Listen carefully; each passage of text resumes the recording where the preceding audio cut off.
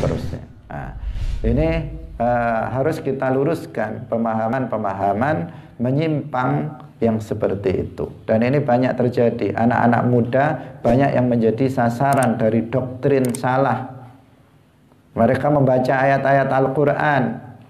Wa man lam yahkum bima anzalallahu faulaika humul kafirun. Inilah ayatnya. Tetapi kemudian dipahami secara keliru. Dia karena nggak pernah belajar, nggak pernah mondok, nggak pernah ngaji kepada kiai, kemudian dia menerima apapun yang dicekokkan atau yang didoktrinkan kepada dia tanpa bertanya apakah seperti itu pemahamannya, bagaimana para ulama memahaminya, bagaimana para kiai memahaminya. Tanpa bertanya seperti itu, dia kemudian yang mengikut, yang penting ini adalah ayat Al-Quran, kemudian diikuti pemahamannya sebagaimana pemahaman kelompok Khawarij yang radikal tersebut. Salamullah ala al-hadi Rasulillah. Assalamualaikum warahmatullahi wabarakatuh.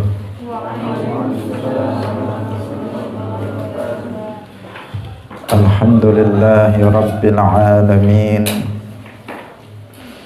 Lahu ni'matu wa lahul fadlu wa lahu thana'ul hasan. Wassalawatullahil barrir rahim wal malaikatil muqarrabin ala sayyidina wa maulana Muhammadin wa ala alihi wa ashabihi tayyibin at-tahirin. Allahumma la sahla illa ma ja'altahu sahla wa anta taj'alul hazna idha syi'ta sahla. Allahumma arzuqna al-ikhlasa fi niyyati wal qawli wal amal wa ba'du. Ila Nabiyil Mustafa sallallahu alaihi wasallam wa ikhwanihi minal anbiya'i wal mursalin wa syuhada'i was salihin, khususan ila sultanil awliya Syekh Abdul Qadir al-Jilani wa Syekh Ahmad al-Rifa'i wa Syekh Baha'iddin Naqsyabandi wa Syekhina Abdullah al-Harari wa ila arwahi muassisi jam'iyyati Nahdlatul Ulama Syekh Muhammad Hashim Ash'ari wa Syekh Bisri Sansuri wa Syekh Abdul Wahab Hasbuwah wa ila arwahi jami'i ahli al-qubur minal muslimin wal muslimat wal mu'minin wal mu'minat min masyariqil ardi ila magharibiha, khususan ila arwahi abaina wa ummahatina wa ajdadina wa jaddatina wa masyayikhina wa masyayikhi masyayikhina. Al-Fatihah. A'udzu billahi minasy syaithanir rajim. Bismillahirrahmanirrahim. Alhamdulillahi rabbil alamin. Ar-Rahmanir Rahim. Maliki yaumiddin. Iyyaka na'budu wa iyyaka nasta'in. Ihdinas siratal mustaqim. Siratal ladzina an'amta 'alaihim ghairil maghdubi 'alaihim waladdallin. Amin. Hadirin hadirat kaum muslimin muslimat, pemirsa Madu TV rahimakumullah. Alhamdulillah, pagi hari ini Allah Subhanahu wa ta'ala melimpahkan nikmat-nikmatnya kepada kita semuanya. Nikmat Islam, nikmat iman, dan nikmat taufik khususnya, sehingga pada pagi hari ini kita semuanya kembali seperti biasa bisa berkumpul dalam majelis ilmu, majelis yang menjadi salah satu taman dari taman-taman surga. Semoga Allah Subhanahu wa ta'ala menerima amal yang kita lakukan pada pagi hari ini dan membalasnya dengan pahala yang besar nanti di akhirat. Amin ya rabbal alamin. Salawat dan salam semoga tetap tercurahkan, terlimpahkan kepada Nabi Agung, makhluk yang paling mulia, yaitu Nabi Muhammad sallallahu alaihi wasallam. Semoga Allah Subhanahu wa ta'ala menambahkan kemuliaan beliau dan kita umatnya nanti di akhirat mendapatkan syafaat beliau. Amin ya rabbal alamin. Hadirin hadirat rahimakumullah, mari kita memulai pengajian kita pada pagi hari ini dengan mengikhlaskan niat kita lillahi ta'ala. Kita hadir dalam majelis ilmu ini khalisan lillah, semata-mata untuk mendapatkan ridha dari Allah Subhanahu wa ta'ala. Pembahasan kita pada pagi hari ini adalah penafsiran Al-Quran Surat An-Nisa 93. Al-Quran Surat An-Nisa ayat 93. Dan nanti insya Allah akan kita lanjutkan pada penafsiran Al-Quran Surat Al-Baqarah 191, karena masih terkait dua ayat tersebut. Bismillahirrahmanirrahim. Wa man yaqtul mu'minan muta'ammidan fajaza'uhu jahannamu khalidan fiha wa ghadiballahu alaihi wa la'anahu wa a'adda lahu 'adzaban 'azima. Wa man yaqtul mu'minan muta'ammidan fajaza'uhu jahannamu khalidan fiha wa ghadiballahu alaihi wa la'anahu wa a'adda lahu 'adzaban 'azima. Wa may yaqtul, barang siapa yang membunuh mukminan, seorang mukmin. Wa may yaqtul mu'minan muta'ammidan, barang siapa yang membunuh seorang mukmin dengan sengaja.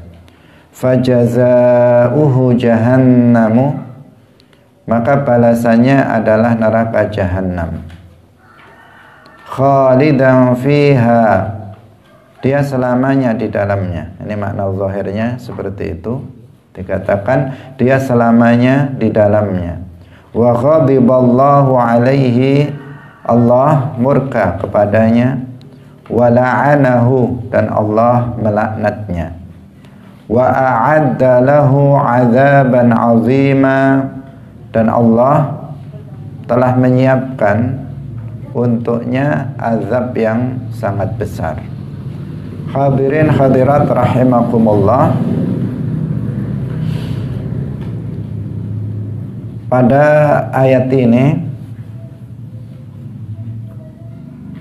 dijelaskan seakan-akan ini makna zahirnya seakan-akan dikatakan bahwa orang yang membunuh seorang muslim dengan sengaja, ini hukumnya adalah kafir. Seakan-akan seperti itu. Kenapa?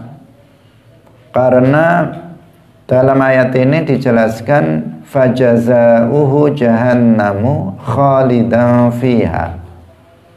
Balasan orang yang membunuh seorang mukmin dengan sengaja, itu dikatakan di sini seakan-akan dikatakan bahwa balasannya itu adalah neraka jahanam, dan dia berada di neraka jahanam itu selama-lamanya. Padahal sudah kita jelaskan berulang kali dalam majelis ini bahwasanya yang abadi di dalam neraka itu adalah orang kafir. Dalam ayat sebelumnya yang telah kita bahas, Allah Subhanahu wa ta'ala berfirman, wa a'adda lahum sa'ira khalidina fiha Itu tentang orang kafir. Innallaha la'anal kafirin wa a'adda lahum sa'ira khalidina fiha abada. Sesungguhnya Allah itu melaknat orang-orang kafir dan telah menyiapkan untuk mereka neraka, dan mereka abadi di dalamnya selama-lamanya. Itu sudah kita jelaskan sebelumnya, bahwa orang kafir nanti di akhirat mereka akan berada di dasar neraka jahanam, dan mereka akan abadi di sana, tidak akan keluar dari neraka selama-lamanya. Nah, sekarang di sini ada sebuah ayat yang mengatakan bahwa makna zahirnya mengatakan bahwa orang yang membunuh seorang mukmin dengan sengaja, maka balasannya adalah neraka jahanam, dia abadi di dalamnya. Nah, seakan-akan orang yang membunuh seorang mukmin itu adalah kafir, bukan mukmin. Buktinya apa? Balasannya dia berada di dalam neraka jahanam selama-lamanya. Ini makna zahirnya seperti itu. Nah, bagaimana para ulama menafsirkan ayat ini? Padahal kita Ahlus Sunnah wal Jamaah itu mengatakan bahwa orang yang melakukan dosa besar itu hukumnya tidak kafir, kecuali apabila dia itu menghalalkan perbuatan dosa tersebut. Al-Imam At-Tahawi dalam Aqidah Tahawiyahnya itu telah menjelaskan kesepakatan dari umat Islam Ahlus Sunnah wal Jamaah. Nahnu la nukaffiru ahlal qiblati bi dzambin ma lam yastahillahu. Kita umat Islam itu tidak mengkafirkan ahlul qiblah, umat Islam, karena dosa besar yang dilakukannya selama dia tidak menghalalkannya. Kalau ada seseorang itu membunuh seorang muslim tanpa hak, maka kita tidak mengkafirkan dia. Kalau ada seseorang yang berzina, maka kita tidak mengkafirkannya. Kalau ada seseorang misalnya minum khamr, berjudi, maka kita tidak mengkafirkannya. Kalau ada orang misalnya dia makan riba, kita tidak mengkafirkannya. Kalau ada seseorang meninggalkan sholat, maka kita tidak mengkafirkannya, selama dia tidak menganggap sesuatu yang haram itu adalah halal. Kalau dia melakukan, misalnya dia membunuh seorang muslim dengan meyakini bahwa membunuh seorang muslim itu halal, maka dia kufur, telah keluar dari Islam. Bukan karena membunuhnya, tetapi karena keyakinan dia bahwa membunuh itu halal, karena dia telah yukadzibullaha wa rasulahu, karena dia telah mendustakan Allah dan Rasulnya, maka hukumnya dia menjadi jatuh kepada kekufuran. Kalau ada seseorang dia misalnya berzina, kemudian dia menganggap bahwa, meyakini bahwa zina itu halal, maka di sini dia jatuh pada kekufuran, karena dia telah menghalalkan sesuatu yang haram, yang keharamannya itu sudah mujma' alaih, sudah maklum minad-din bid-darurah, dan dia mengetahui tentang hal itu. Hadirin hadirat yang dirahmati oleh Allah Subhanahu wa ta'ala, ini adalah kaidahnya seperti itu, bahwa dalam Ahlus Sunnah wal Jamaah, seseorang yang melakukan dosa besar itu hukumnya tidak kufur selama dia itu tidak menghalalkan perbuatan dosa tersebut. Nah, kemudian dikatakan dalam ayat ini, makna zahirnya seakan-akan dikatakan bahwa orang yang membunuh seorang muslim dengan sengaja, maka dia menjadi kafir. Zahirnya seperti itu. Karena ada indikasi dalam ayat ini bahwa fajazauhu jahannamu khalidan fiha, balasan orang yang membunuh seorang muslim dengan sengaja itu adalah neraka jahanam dan dia selama-lamanya di situ. Padahal dalam ayat lain dikatakan yang abadi di dalam neraka itu adalah orang kafir. Innallaha la'anal kafirin, disebutkan la'anal kafirin wa a'adda lahum sa'ira khalidina fiha abada. Orang kafir yang abadi di dalam neraka. Sementara dalam ayat ini disebutkan orang yang membunuh dengan sengaja, membunuh seorang muslim dengan sengaja, itu balasannya jahannamu khalidan fiha. Nah, bagaimana para ulama menjelaskan ayat ini?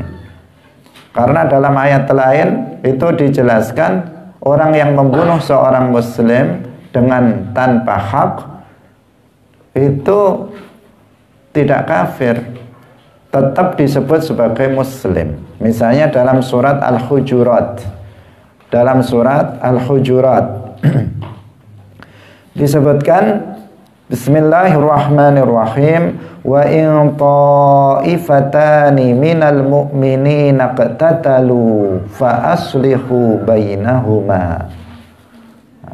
Dikatakan wa in ta'ifatani minal mu'minin iqtatalu, apabila ada dua kelompok dari orang-orang mukmin, iqtatalu, mereka itu saling membunuh. Meskipun mereka saling membunuh, tetapi di sini disebut minal mu'minin. Mereka adalah dua kelompok yang beriman. Fa aslihu bainahuma, maka dua kelompok yang saling berperang, dua kelompok orang Islam yang saling berperang itu, damaikanlah keduanya. Nah, dalam ayat ini jelas disebutkan bahwa dua kelompok yang saling membunuh itu disebut sebagai mukmin. Dikatakan wa in ta'ifatani minal mu'minin. Mereka disebut sebagai minal mu'minin. Nah, maka ini sudah jelas bahwa orang mukmin yang membunuh seorang mukmin dengan sengaja itu tidak kufur.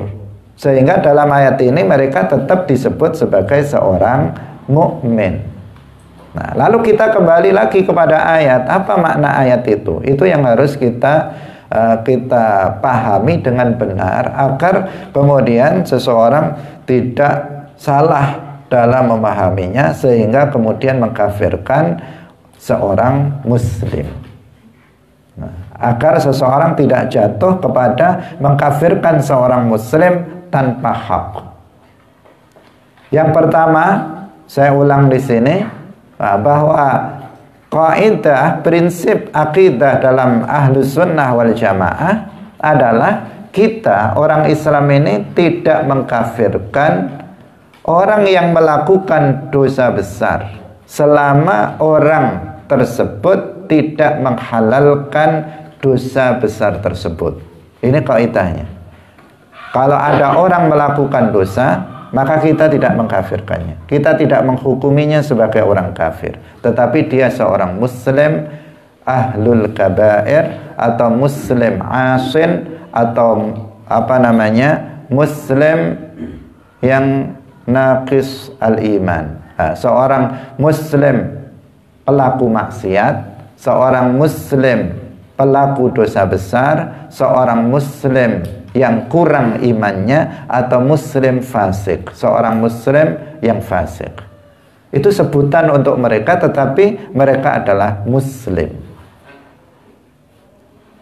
Ini adalah garis besar dari keyakinan Ahlus Sunnah wal Jamaah yang perlu dipegang, yang harus dipegang. Kenapa? Karena dalam ayat yang sebelumnya juga kita bahas, dikatakan bahwa innallaha la yaghfiru ay yushraka bihi wa yaghfiru ma duna dzalika liman yasha. Sesungguhnya Allah itu tidak mengampuni dosa syirik dan mengampuni dosa di bawah syirik. Dosa apa saja di bawah syirik, di bawah kufur bagi orang yang Allah kehendaki. Kalau diampuni berarti dia pelakunya adalah muslim. Karena jika tidak muslim, maka dia tidak diampuni dosanya oleh Allah Subhanahu wa taala. Nah, maka di sini sudah jelas bagi kita Ahlus Sunnah wal Jamaah meyakini pelaku dosa besar itu bukan kafir, tetapi mereka adalah muslim. Tapi dengan catatan jika mereka tidak menghalalkan perbuatan dosa itu. Jika mereka menghalalkan perbuatan dosa itu, maka mereka telah jatuh kepada kekufuran bukan karena perbuatannya, tetapi karena keyakinannya, yaitu berupa takdzibullah, yaitu mendustakan Allah, takdzibur Rasul, takdzibul Quran. Itu yang menjadikan dia jatuh kepada kekufuran. Bahkan kalau misalnya ada seseorang tidak membunuh, dia tidak membunuh seorang muslim tanpa hak, tapi dalam keyakinannya dia mengatakan bahwa membunuh itu boleh, maka di sini dia juga jatuh kepada kekufuran meskipun dia tidak membunuh. Misalnya seseorang tidak berzina, tetapi dia meyakini dalam hatinya zina itu adalah halal, maka dia jatuh kepada kekufuran. Ada seseorang misalnya dia tidak mampu, tidak berjudi, tidak makan riba, tetapi dalam hatinya dia meyakini bahwa dosa-dosa ini adalah halal, maka dia bisa jatuh kepada kekufuran meskipun dia tidak melakukan perbuatan dosa itu. Nah, karena yang menjadikan seseorang itu dosa dalam hal ini, pintu kufurnya adalah namanya takdzib, yaitu mendustakan Allah, mendustakan Rasulullah, mendustakan Al-Quran.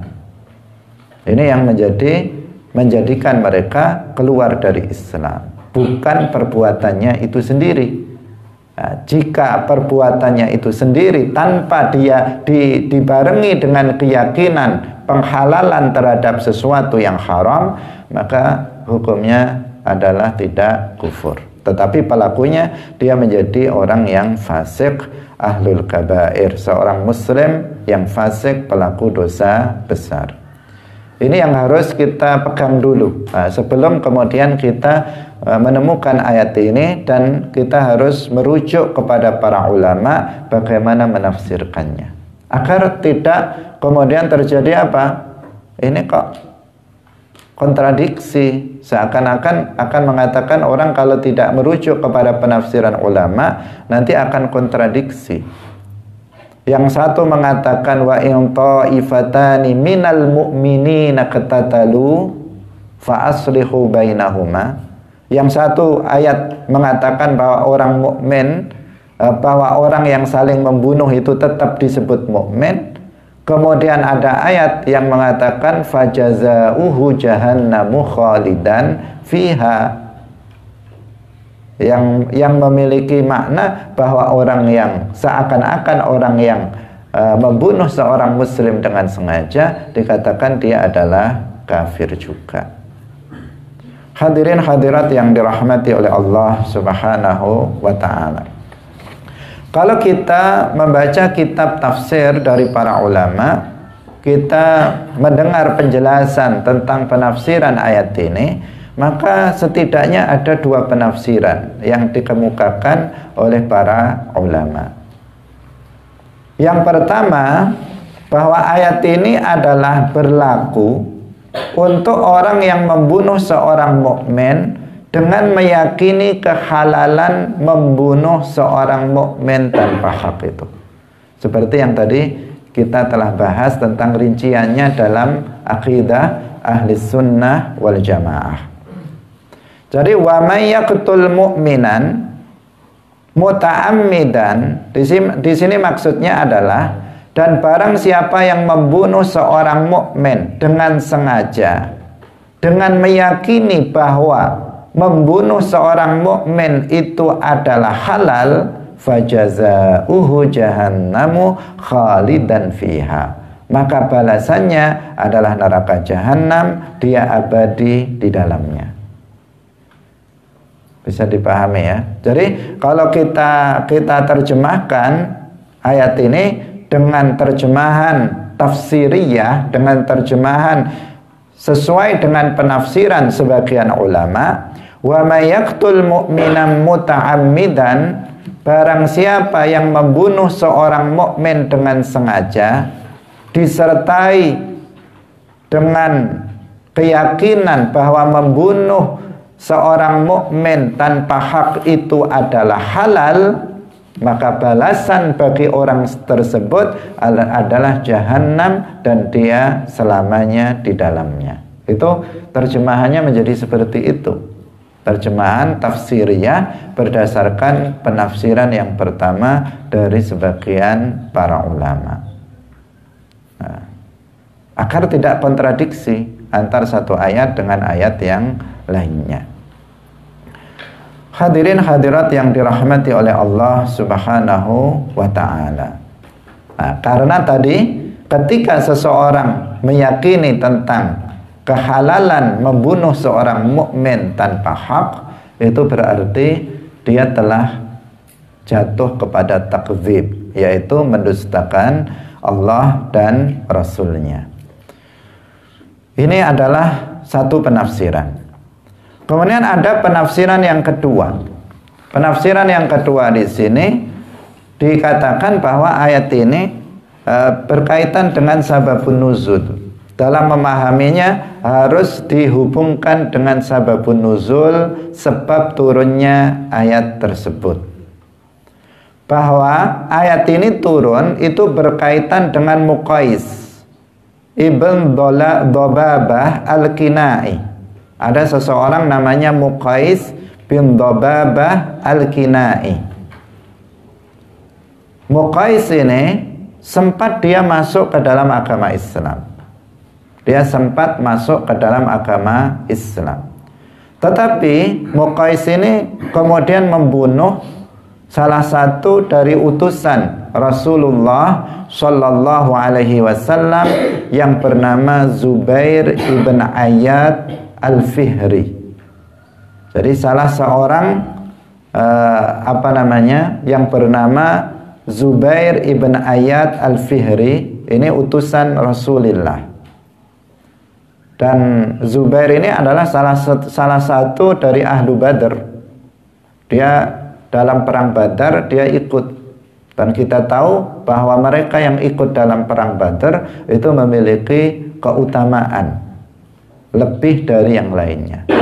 Nah, dan Zubair ini diutus oleh Rasulullah Shallallahu Alaihi Wasallam, tetapi kemudian dia dibunuh oleh Muqais ibn Dobabah. Dibunuh oleh dia. Dia berarti membunuh seorang muslim, bukan muslim biasa, tetapi muslim ahlu Badr. Dibunuhnya oleh Muqais ini. Yang asalnya dia kafir, kemudian dia sebenarnya sempat masuk ke dalam agama Islam. Setelah membunuhnya, kemudian Muqais ini lari ke Makkah. Dia lari ke Makkah dan kembali menjadi kafir. Jadi asalnya kafir, kemudian dia masuk Islam, kemudian dia membunuh seorang muslim tanpa hak, kemudian dia lari ke Makkah dan kembali menjadi kafir. Ini namanya siapa? Muqais ibn Dobabah. Nah, ayat ini turun untuk dia. Nah, jadi konteksnya adalah Muqais. Jadi wa may yaqtul mu'minan muta'ammidan fajazaohu jahannamu khalidan fiha. Bahwa Muqais yang membunuh seorang mukmin dengan sengaja dan dia kemudian menjadi kafir setelah itu, maka balasan bagi Muqais adalah neraka jahanam dan dia Muqais itu abadi di dalamnya. Makanya di sini lafadznya apa? Khalidan fiha. Di sini mufrad, khalidan fiha. Dia itu abadi di dalamnya. Kalau dalam ayat yang tadi kita sebutkan, yang tentang orang-orang kafir, dikatakan innallaha la'anal kafirina wa a'adda lahum sa'ira khalidina fiha abada. Mereka orang-orang kafir itu abadi di dalam neraka. Nah, dalam ayat ini disebut khalidan fiha. Karena menurut sebagian ulama, ayat ini berbicara tentang satu orang. Satu orang itu siapa? Namanya Muqais bin Dobabah. Yang dia sempat masuk Islam, kemudian membunuh seorang sahabat Ahlu Badar. Kemudian setelah itu dia lari, karena kalau nggak lari dia nanti akan mendapatkan had. Dia lari ke Makkah, kemudian di Makkah dia kembali kepada kafir. Maka balasan bagi Muqais, karena dia memang kemudian menjadi kafir, maka balasan dia adalah khalidan fiha, jahannam khalidan fiha. Dia akan masuk ke dalam neraka jahannam dan dia abadi di dalamnya. Maka di sini menjadi jelas sekarang ayat ini tidak bertentangan dengan ayat-ayat yang lain yang menjelaskan bahwasanya orang-orang yang melakukan dosa, khususnya orang yang membunuh seorang muslim tanpa hak, itu adalah tidak kafir, tetap disebut sebagai seorang mukmin. Hadirin hadirat rahimakumullah. Dan kemarin kita juga sudah menyebutkan sebuah hadis yang dimana Rasulullah Shallallahu Alaihi Wasallam bersabda, sibabul muslimi fusuqun wa qitaluhu kufrun. Bahwa yang dimaksud dengan kufrun dalam ayat ini adalah kufrun duna kufrin.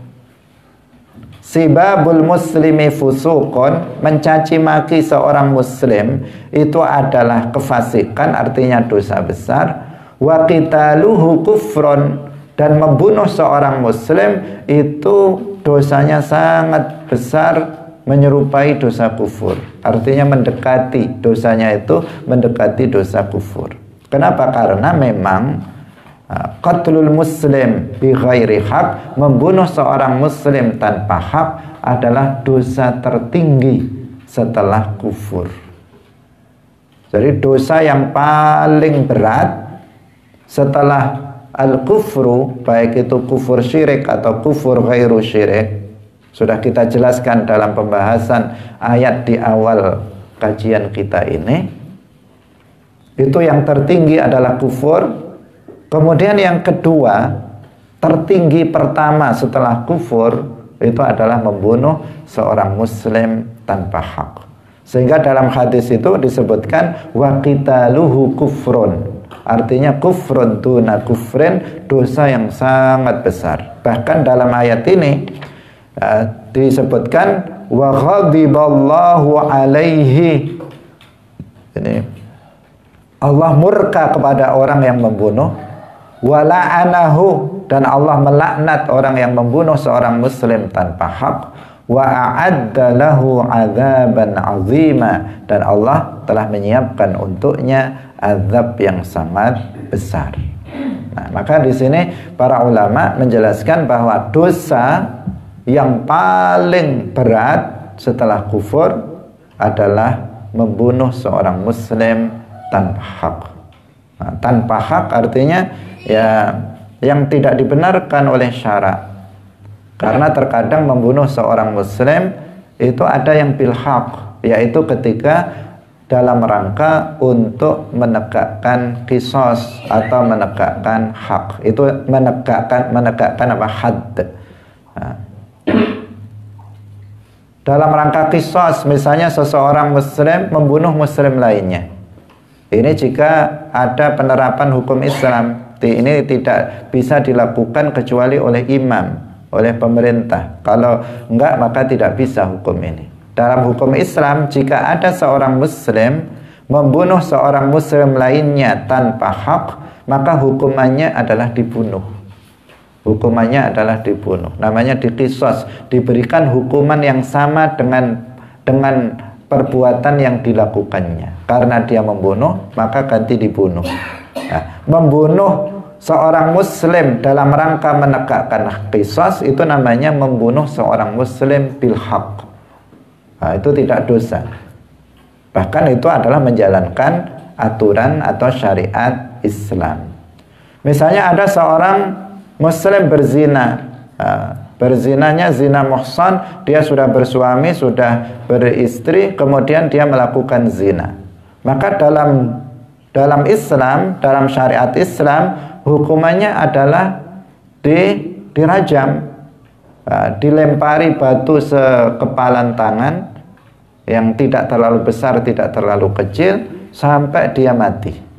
Nah, membunuh seorang muslim seperti ini itu bukan sesuatu yang diharamkan, tetapi justru itu sesuatu yang diwajibkan terhadap dalam hal ini adalah imam. Seorang imam, bukan setiap orang bisa untuk melaksanakan ketentuan dari syariat Islam ini. Makanya ketika kita mengatakan membunuh, selalu kita iringi apa? Termasuk dosa besar itu adalah membunuh seorang muslim tanpa hak. Artinya dia membunuh seorang muslim yang tidak dibenarkan dalam syariat Islam. Ini yang dimaksud seperti itu, yang tergolong sebagai dosa tertinggi, dosa terbesar. Dosa terbesar setelah kufur, baik kufur syirik maupun kufur ghairu syirik. Kalau kewajiban yang paling tinggi, yang paling besar itu iman. Setelah itu adalah sholat 5 waktu. Ini yang tertinggi, kewajiban tertinggi setelah iman adalah sholat 5 waktu. Dosa yang paling tinggi adalah kufur. Dosa yang paling tinggi setelah kufur adalah membunuh seorang muslim tanpa hak. Hadirin hadirat rahimakumullah. Ini dua penafsiran para ulama terhadap ayat An-Nisa 93. Sehingga terlihat di sini tidak ada kontradiksi antara satu ayat dengan ayat yang lain, dan sudah sesuai dengan keyakinan Ahlus Sunnah wal Jamaah bahwasanya seorang muslim tidak akan menjadi kafir dengan sebab dosa yang dilakukannya selama dia tidak menghalalkan perbuatan dosa tersebut. Maka di sini kita harus mewaspadai keyakinan Khawarij, demikian juga keyakinan Mu'tazilah. Ada dua kelompok yang menyimpang ekstrim dari ahli sunnah wal jamaah, yaitu kelompok Khawarij. Kelompok Khawarij ini adalah kelompok yang mereka mengkafirkan setiap orang yang melakukan dosa besar. Ini kelompok Khawarij. Mereka meyakini bahwa setiap orang yang melakukan dosa besar, maka dia bukan muslim. Kalau ada seorang muslim membunuh muslim lainnya tanpa hak, maka dia kafir. Kalau ada seseorang muslim kok minum khamr, maka dia kafir. Kalau ada seorang muslim kok dia meninggalkan sholat, maka dia kafir. Kalau ada seorang muslim kok dia misalnya berjudi, makan riba, maka kafir hukumnya. Ini menurut orang Khawarij. Orang yang melakukan dosa itu adalah kafir dan nanti balasannya adalah abadi di dalam neraka selama-lamanya.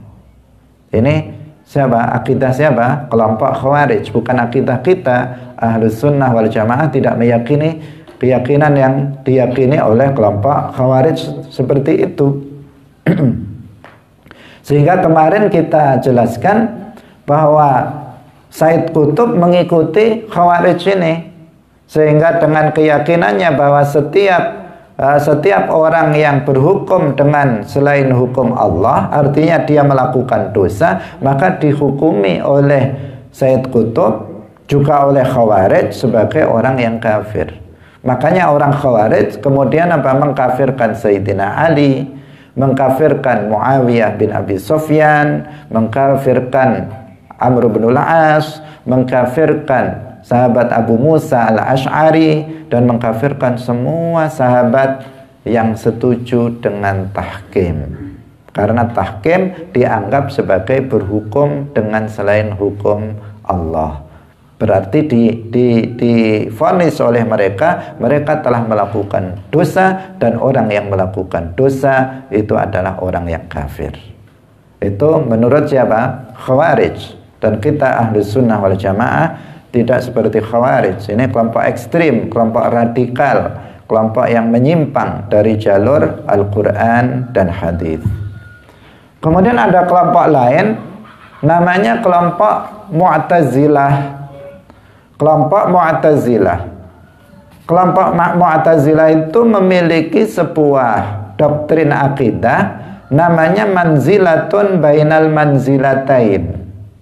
Manzilatun bainal manzilatain.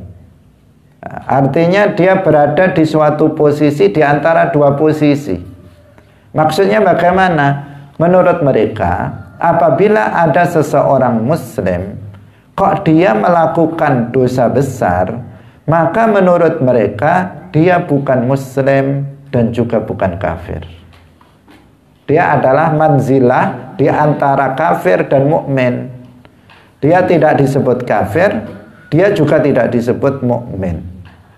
Itu menurut siapa? Mu'tazilah. Namanya manzilah bainal manzilatain. Nah, kemudian menurut mereka dilihat orang ini bagaimana nanti matinya. Apakah dia mati dalam keadaan sudah bertaubat, atau dia mati dalam keadaan belum bertaubat?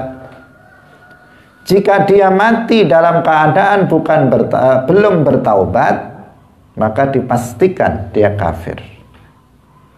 Nah, dipastikan menurut mereka dia kafir karena mati dalam keadaan dia belum bertaubat sebagai ahlul kabair. Maka mereka memastikan bahwa orang ini adalah kafir. Tetapi jika pelaku dosa besar ini mati dalam keadaan diketahui bahwa dia sudah bertaubat dari dosanya, maka dia muslim. Nah, maka dia adalah muslim.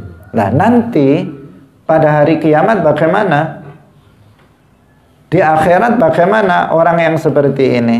Jika dia mati dalam keadaan muslim, ya muslim, berarti ahlul jannah. Tetapi jika dia mati dalam keadaan belum bertaubat, artinya dia divonis sebagai orang kafir menurut orang Mu'tazilah ini, maka tempatnya adalah neraka jahanam selama-lamanya.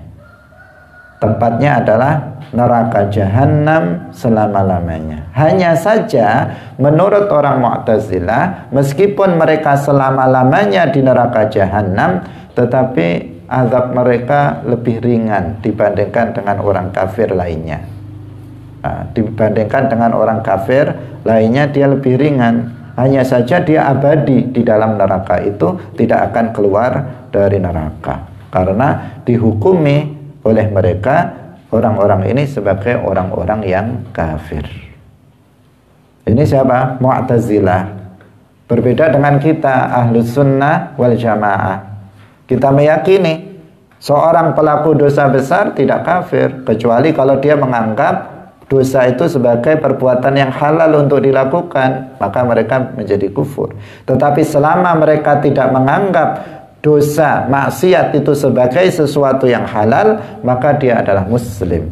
Meskipun dosanya setinggi langit, meskipun dosanya memenuhi bumi ini, selama dia tidak kufur, tidak syirik, maka dia adalah muslim.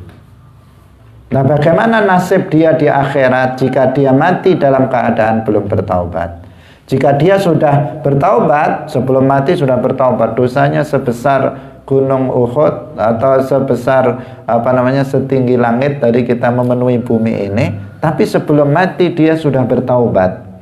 Kalau sudah bertaubat, selesai urusan. Kenapa? Karena Allah akan mengampuni dosa-dosa dia.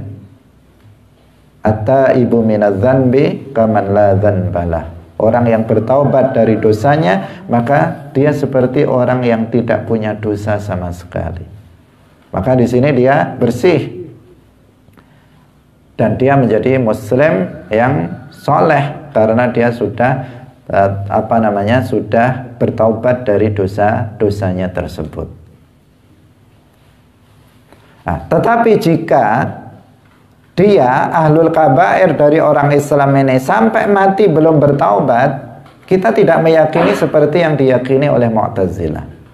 Kita mengatakan bahwa dia tahta masyiatillah, di bawah kehendak Allah. Artinya jika Allah berkehendak untuk mengampuni dosa-dosa dia, dosanya banyak sekali, tetapi Allah berkehendak untuk mengampuni dosa-dosa dia, maka dia tidak akan diazab. Dia akan masuk ke dalam surga bila azab. Kenapa? Karena Allah sudah mengampuni dosa-dosanya. Atau misalnya yang kedua, dia tidak diampuni dosanya oleh Allah, maka dia akan masuk ke dalam neraka. Tetapi dia karena dihukumi sebagai muslim, dia akan keluar dari neraka dan masuk ke dalam surga. Artinya dia tidak akan abadi di dalam neraka karena dia muslim. Itulah akidah kita, akidah ahlus sunnah wal jamaah terkait dengan ahlul kabair, terkait dengan pelaku dosa besar. Nah, pembahasan ini penting sekali karena pembahasan ini menjadi pembahasan yang diperdebatkan di kalangan firqah-firqah, di kalangan firqah-firqah antara ahlus sunnah wal jamaah dan kelompok-kelompok yang lain tentang status seorang pelaku dosa besar. Ada sebagian yang mengkafirkannya, ada sebagian yang tadi seperti Mu'tazilah mengatakan nggak kafir, nggak mukmin. Nah, ditunggu sampai matinya seperti apa. Tapi dia statusnya jika belum bertaubat di neraka selama-lamanya. Hanya saja azabnya akhaf, lebih ringan daripada orang kafir yang sebenarnya. Kemudian kita ahlus sunnah wal jamaah tidak mengkafirkan mereka yang melakukan dosa besar selama dia tidak menghalalkannya. Nah, dan ini kemudian apa? Implikasinya itu kepada sebuah tindakan, sehingga kita katakan pembahasan ini sangat penting, apalagi pada masa sekarang, karena ini akan berakibat kepada sebuah tindakan orang yang meyakini keyakinan itu. Kalau seseorang itu meyakini keyakinan seperti yang diyakini oleh kelompok Khawarij, maka jadinya dia adalah menjadi teroris, dia menjadi kelompok radikal. Kenapa? Karena dia mengatakan setiap orang lihat orang melakukan dosa, kafir. Lihat tetangganya kok membuka aurat, kafir itu. Ada tetangganya kok nggak sholat, kafir tetangga saya itu. Ada tetangganya misalnya dia ghibah, pagi-pagi sudah ngerumpi membicarakan orang, kafir itu, kafir. Akhirnya lihat tetangganya semuanya kafir. Akhirnya dia pun uzlah, dia menyendiri cari hidup di tengah hutan sana biar nggak campur dengan orang-orang kafir. Atau kemudian dia bergabung atau ingin membunuh saudaranya atau membunuh orang lain. Dia hawanya selalu panas dia. Kenapa? Karena setiap hari dia melihat orang kafir. Bukan hanya tetangganya, tetapi dia akan melihat bapaknya kafir, ibunya kafir, saudara-saudaranya kafir semuanya. Nah, akhirnya dia pun kemudian menjadi orang yang radikal, bahkan dia rela untuk kemudian membunuh dirinya dalam rangka menurut dia adalah jihad untuk menghilangkan kekufuran dan kesyirikan. Nah, ini akan terjadi yang seperti itu manakala seseorang memahami permasalahan ini dengan pemahaman yang menyimpang, dengan pemahaman yang salah. Maka merujuk kepada para ulama tafsir dalam memahami ayat-ayat Al-Quran, ini adalah jalan satu-satunya bagi kita agar kita selamat. Tidak mudah ya, memahami Al-Quran itu tidak mudah. Nah, saya sering dalam majelis ini mengemukakan ini, karena jangan sampai sekali-kali kita yang hadir di sini maupun yang mengikuti pengajian ini melalui media sosial, itu jangan sampai kemudian merasa bisa menafsirkan Al-Quran. Ini sangat berbahaya, akibatnya sangat fatal sekali. Baik itu dalam masalah akidah, kemarin kita bahas tentang ayat-ayat sifat mutasyabihat. Bagaimana akibat dari seseorang memahami ayat-ayat tersebut dengan pemahaman sendiri, sehingga berpegang pada makna zahir ayat mutasyabihat. Mereka menjadi musyabbih, mereka menjadi mujassim akibat dari pemahaman yang salah, yang dipahami sendiri. Sekarang juga begitu. Jika seseorang memahami ayat-ayat Al-Quran, kemarin kita bahas Al-Ma'idah 44, wa man lam yahkum bima anzalallahu faulaika humul kafirun. Dia bisa menjadi radikal, dia bisa menjadi seorang teroris akibat memahami ayat itu dengan pemahaman yang salah.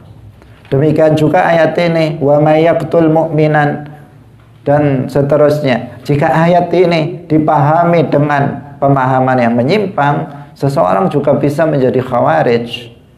Seseorang bisa menjadi khawarij yang akibatnya itu bisa sampai pada perbuatan tindakan membunuh orang lain. Kenapa? Karena konsekuensi dari sebuah hukum kufur menurut mereka adalah boleh untuk dibunuh. Itu yang jadi masalah. Halal darahnya, halal hartanya. Itu adalah sebuah konsekuensi dari pemahaman bahwa orang lain selain dia adalah kafir. Akan mengarah ke sana. Nah, sekarang ini dan sejak beberapa tahun belakangan ini, aksi-aksi terorisme itu terjadi. Itu semuanya muncul adalah dari sebuah pemahaman yang menyimpang dari pemahaman Islam Ahlus Sunnah wal Jamaah. Jika mereka itu memahami ayat-ayat Al-Quran dengan benar sesuai dengan pemahaman para sahabat, sesuai dengan pemahaman para ulama salaf, sesuai dengan pemahaman para ulama ahli sunnah wal jamaah, maka mereka tidak akan menjadi seperti itu. Tetapi karena mereka memahami ayat tersebut dengan pemahaman sendiri tanpa merujuk kepada penafsiran para ulama, akhirnya mereka menjadi radikal seperti itu. Dan ini sangat fatal, sangat fatal. Ketika seseorang mengatakan mengatasnamakan jihad, dia mengatakan jihad fi sabilillah, dia mencari mati syahid, dia ingin menjadi orang yang syahid, dia ingin mendapatkan bidadari di dalam surga, dia ingin langsung masuk surga, kemudian dia membunuh dirinya sendiri. Padahal membunuh diri sudah jelas hukumnya adalah termasuk dosa yang sangat besar. Dia rela untuk melakukan sebuah aksi yang itu tergolong sebagai dosa besar dengan mengatasnamakan Al-Quran, dengan mengatasnamakan jihad fisabilillah, dan seterusnya. Ini harus kita luruskan pemahaman-pemahaman menyimpang yang seperti itu. Dan ini banyak terjadi. Anak-anak muda banyak yang menjadi sasaran dari doktrin salah. Mereka membaca ayat-ayat Al-Quran, wa man lam yahkum bima anzalallahu faulaika humul kafirun. Inilah ayatnya. Tetapi kemudian dipahami secara keliru. Dia karena nggak pernah belajar, nggak pernah mondok, nggak pernah ngaji kepada kiai, kemudian dia menerima apapun yang dicekokkan atau yang didoktrinkan kepada dia tanpa bertanya apakah seperti itu pemahamannya, bagaimana para ulama memahaminya, bagaimana para kiai memahaminya. Tanpa bertanya seperti itu, dia kemudian yang mengikut, yang penting ini adalah ayat Al-Quran, kemudian diikuti pemahamannya sebagaimana pemahaman kelompok khawarij yang radikal tersebut.